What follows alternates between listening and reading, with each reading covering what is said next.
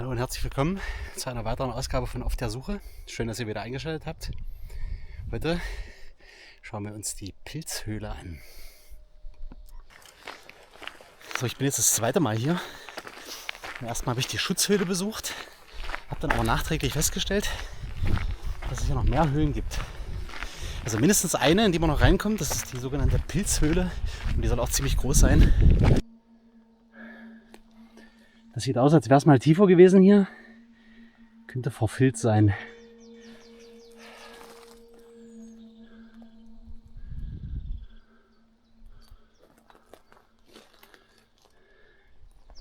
Mal weiter.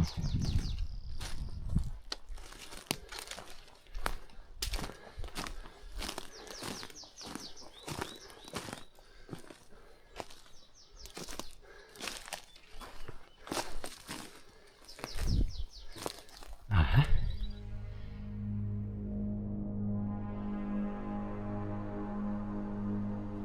So. Komme ich aber gar nicht so ohne weiteres runter. Dann muss ich nochmal außen rum. Die Pilzhöhle oder manchmal auch Champignonhöhle liegt nur einige hundert Meter westlich der Schutzhöhle auf der anderen Seite des Weges, der am Reitplatz vorbeiführt. Gut 200 Meter vom Weg entfernt, auf etwa halber Höhe am Hang, liegt sie in einer Felsnische versteckt. Oh, die sieht aber tief aus.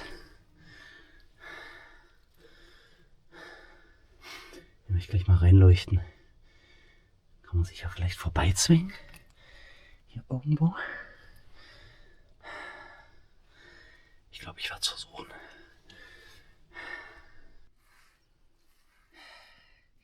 Die Pilzhöhle. Das durfte sie sein. In solche Höhlen geht man natürlich eigentlich nicht alleine. Ist jetzt aber niemand da. Ich habe aber zumindest meinem Bruder den Standort geschickt. Und wenn ich mich nicht innerhalb einer bestimmten Zeit, einer vereinbarten Zeit melde, dann weiß er, dass hier irgendwas anscheinend nicht stimmt. So, dann mal los. Diese Skizze der Höhle habe ich auf Grundlage einer Zeichnung von Werner Körner erstellt, den ich bereits in der letzten Folge erwähnt habe. Um die Orientierung in dieser unerwartet großen Höhle zu erleichtern, blende ich diese Skizze rechts ein, mit einem roten Punkt, der meinen jeweiligen Standort anzeigt.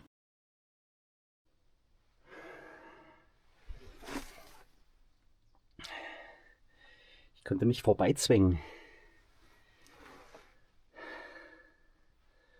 Mückenland. So, los geht's.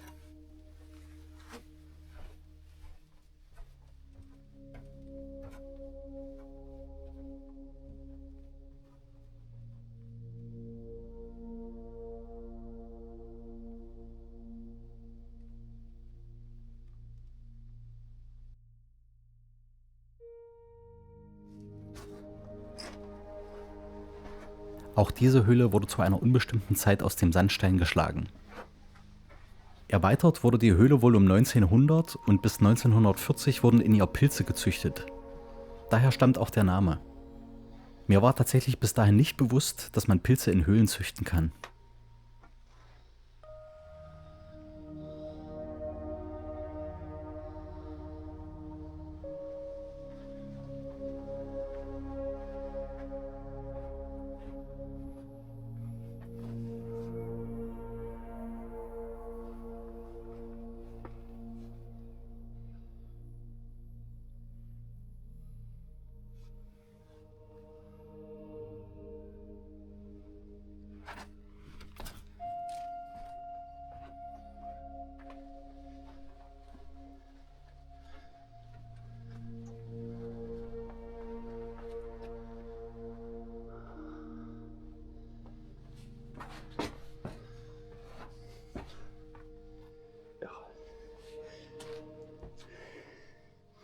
Auf eine Art und Weise, wie die Höhle angelegt ist, würde ich ja fast meinen, das wäre ja von irgendwelchen Prospektoren, die ja tatsächlich nach Edelmetallen gesucht haben oder generell Erz.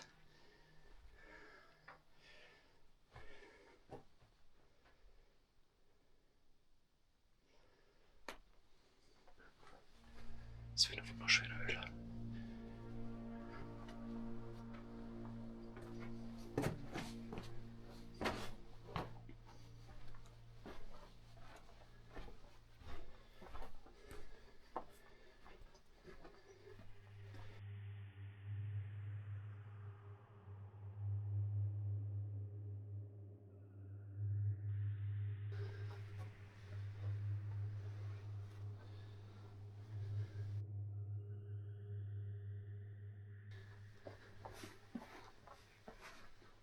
Oh.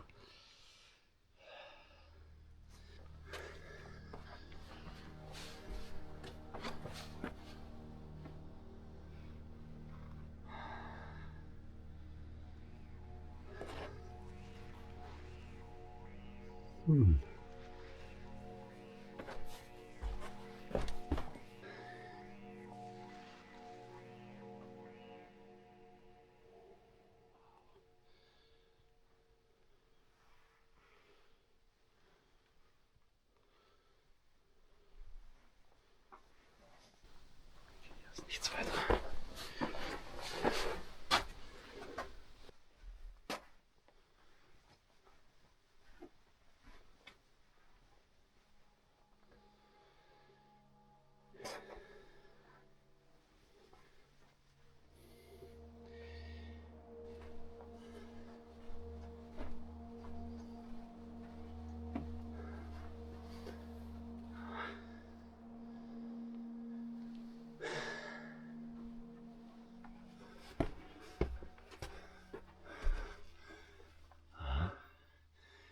Ich glaube, das ist die Stelle, wo ich von der anderen Seite hinkomme.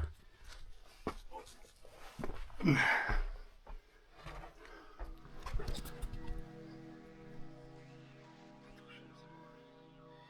geht's ja richtig tief rein.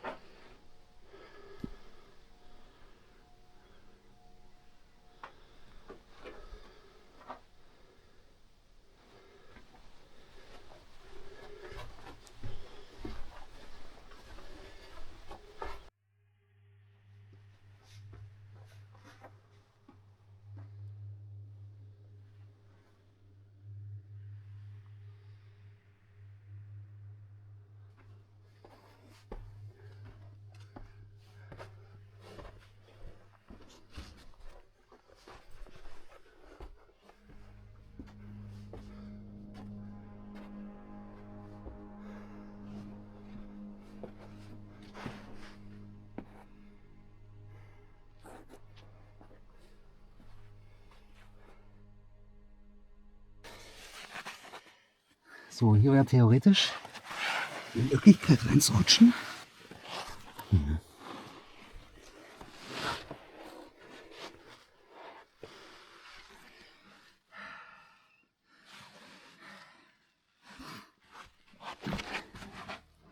Aber so wie es aussieht, ist da hinten auch Schluss.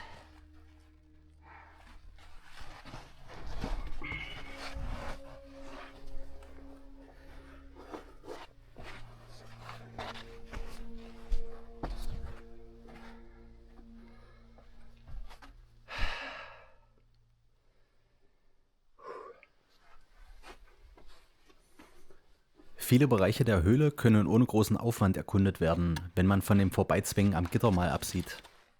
Um den Bereich der Höhle zu erkunden, der sich im hinteren Teil auf der linken Seite erstreckt, muss man teilweise schon ein wenig klettern und sich durch Engstellen zwängen.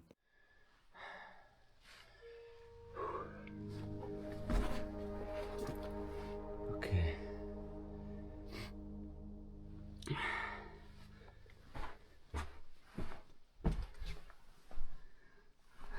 Wer diese Höhle selber besuchen möchte, sollte sich darüber im Klaren sein, dass das nicht ungefährlich ist. Teilweise dringt hier das Wurzelwerk der Bäume bis in die Höhle und scheint für einige Ausbrüche im Stein verantwortlich zu sein.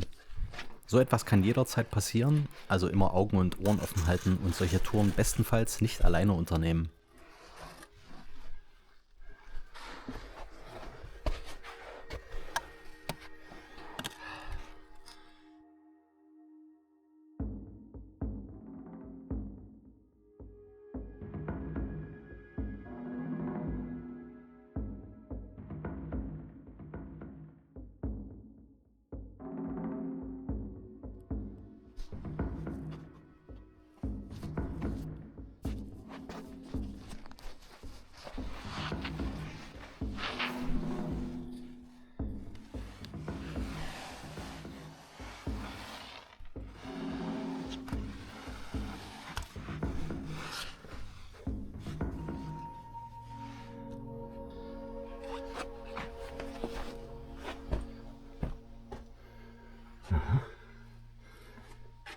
riesengroße Platte.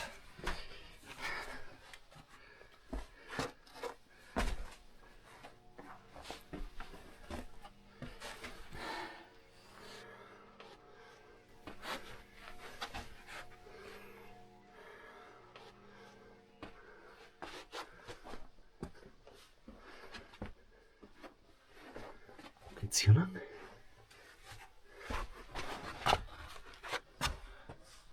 Hier komme ich wieder zurück. Okay.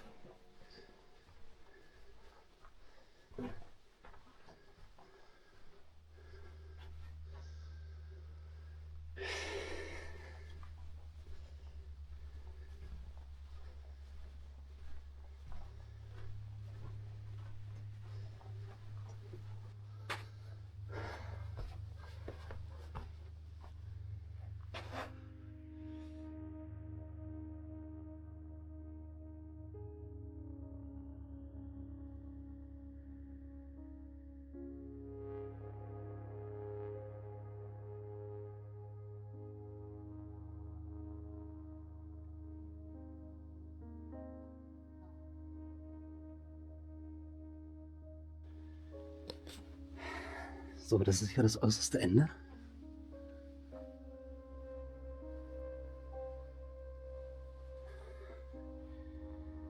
Ganz hinten erkennt man ein bisschen das Gitter noch.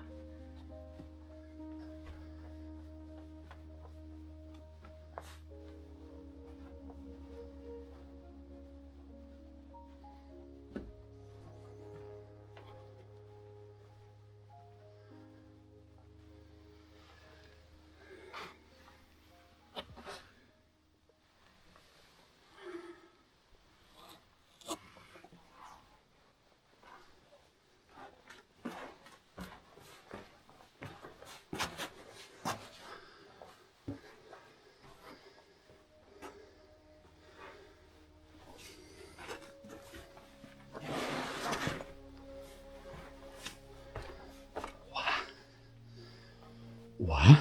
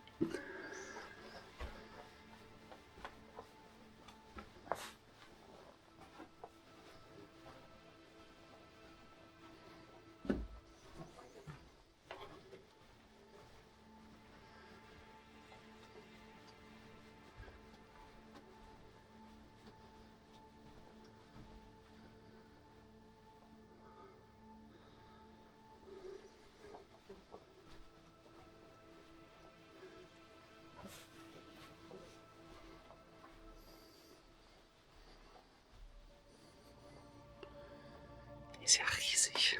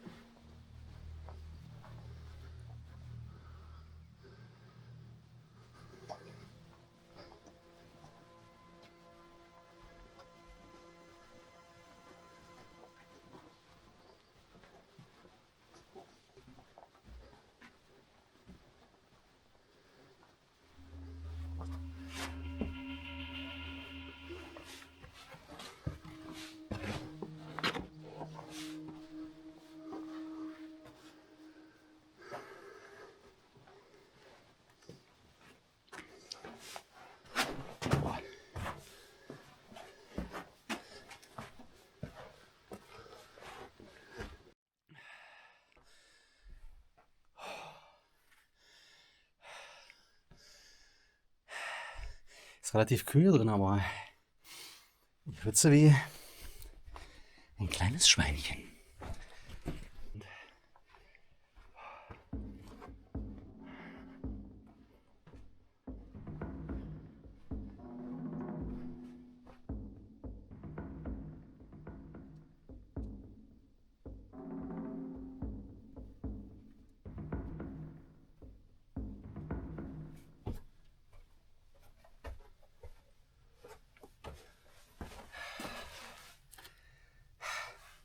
Herrlich.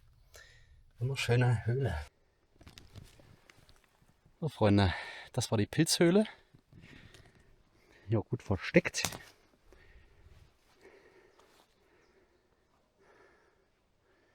Und ich werde mal schauen, dass ich wieder zum Auto zurückkomme.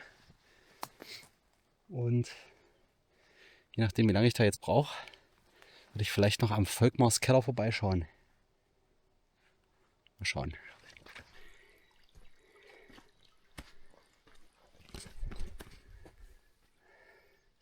So, wir sind hier in der Nähe vom Volkmars Keller. Und hier ist schon mal so ein kleiner Wasserstollen. Hier schauen wir uns gleich mal an. Dieser Stollen hier diente der Entwässerung eines ehemaligen Bergwerkes, was anscheinend auch heute noch gut funktioniert.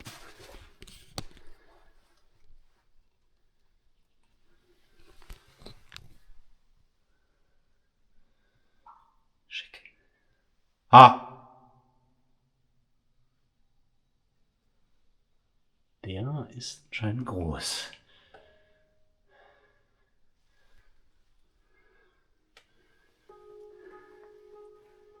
Und dann bin ich ja gespannt vom Volkmars Keller.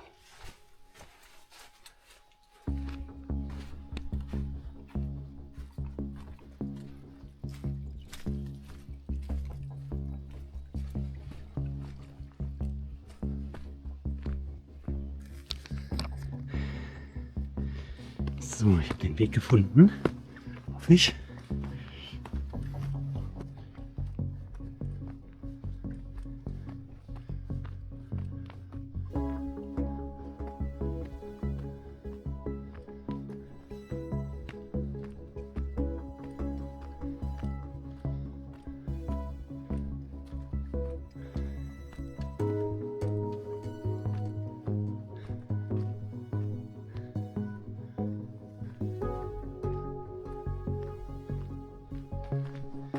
Ja.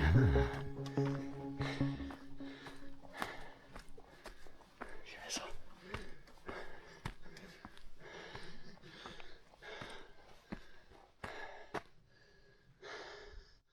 Beim Volkmarskeller soll es sich um eine natürliche Karsthöhle handeln. Genutzt wurde sie wahrscheinlich schon in prähistorischer Zeit, dafür sprechen wohl Funde, die in der Umgebung gemacht wurden. Welche Funde genau an welchem Ort gemacht wurden, konnte ich allerdings nicht herausfinden.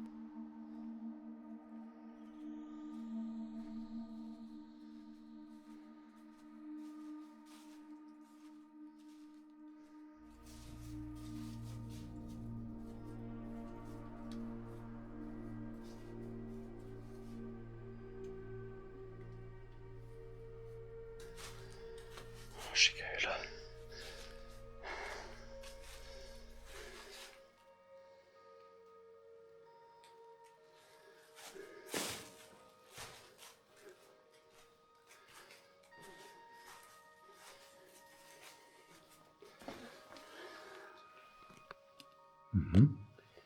Ein paar Zwergengänge.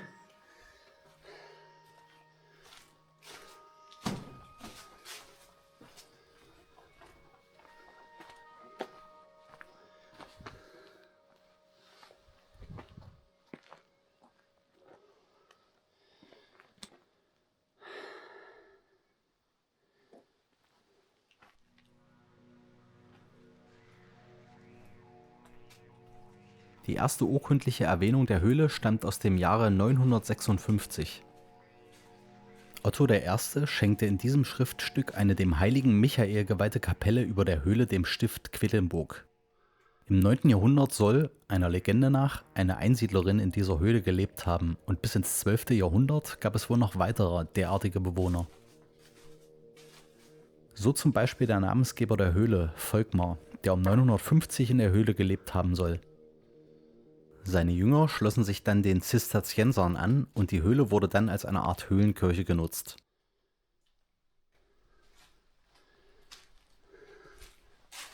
Ja, tropft's.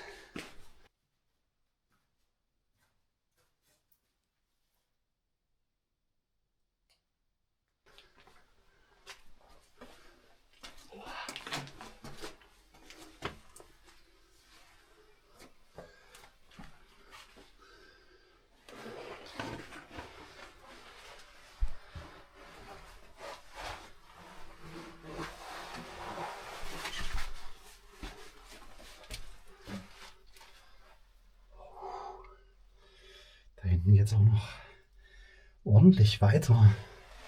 Aber da muss man sich schon richtig durchpressen. Hier auch.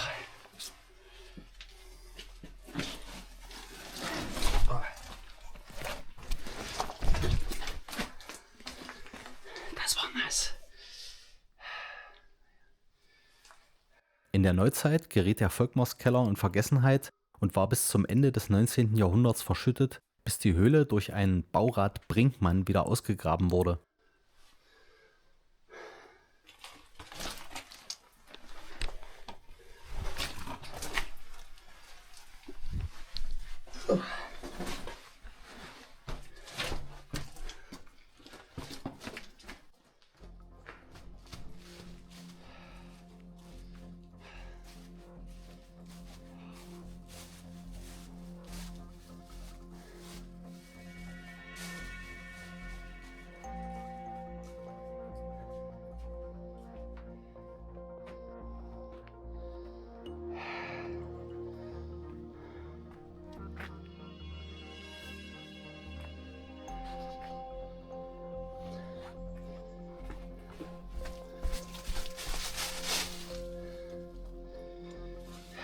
Das ist ein kleiner Nebengang.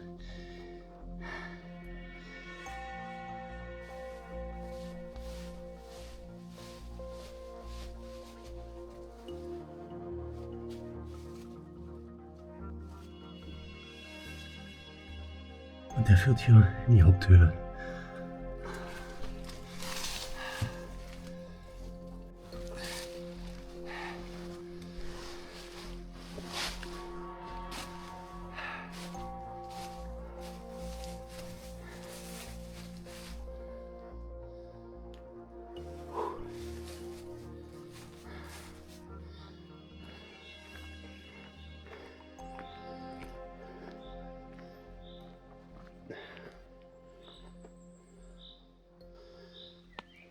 Ruhig.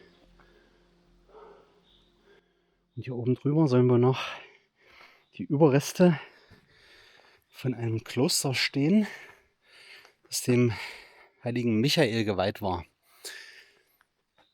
Das wurde dann irgendwann später umgesetzt, aber Mauerreste dann hier würde noch zu finden sein. Ich glaube, da gucke ich gleich nochmal hoch. Aber vorher mache ich immer noch ein paar Bilder.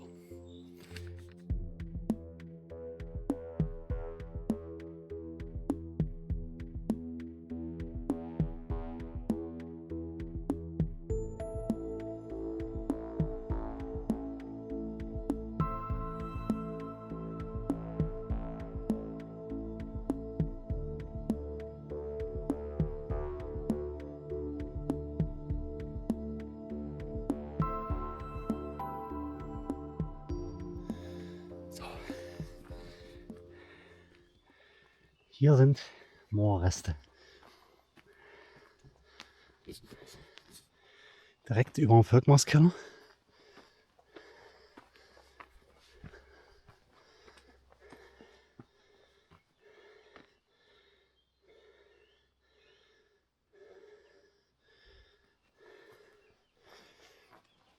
Und das sind wahrscheinlich die Überreste des Klosters, das hier stand.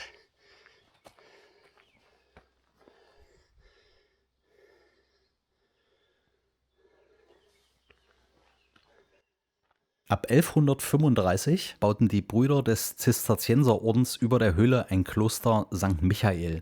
Bereits 20 Jahre später wurde dieses Kloster ins heutige Michaelstein verlegt.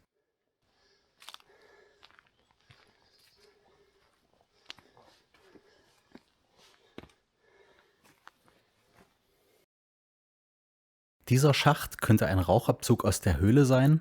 Ein Feuer darf man in der Höhle heutzutage aber nicht entzünden.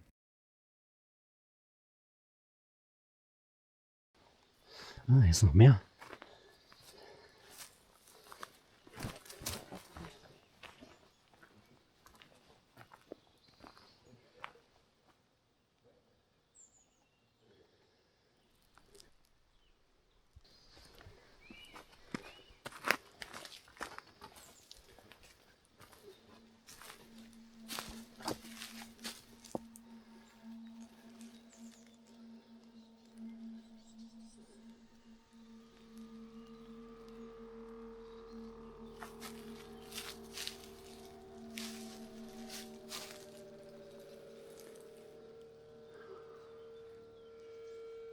Schöner Ort für ein Kloster.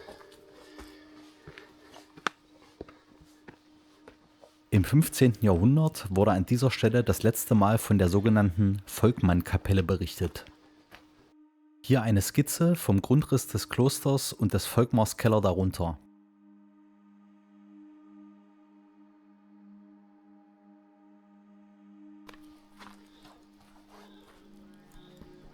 Okay.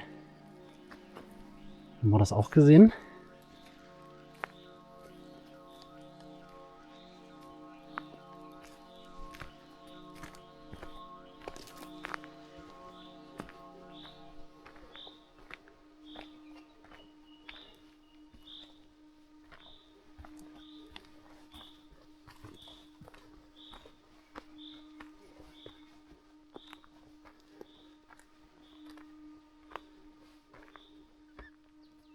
So viel zur heutigen Folge.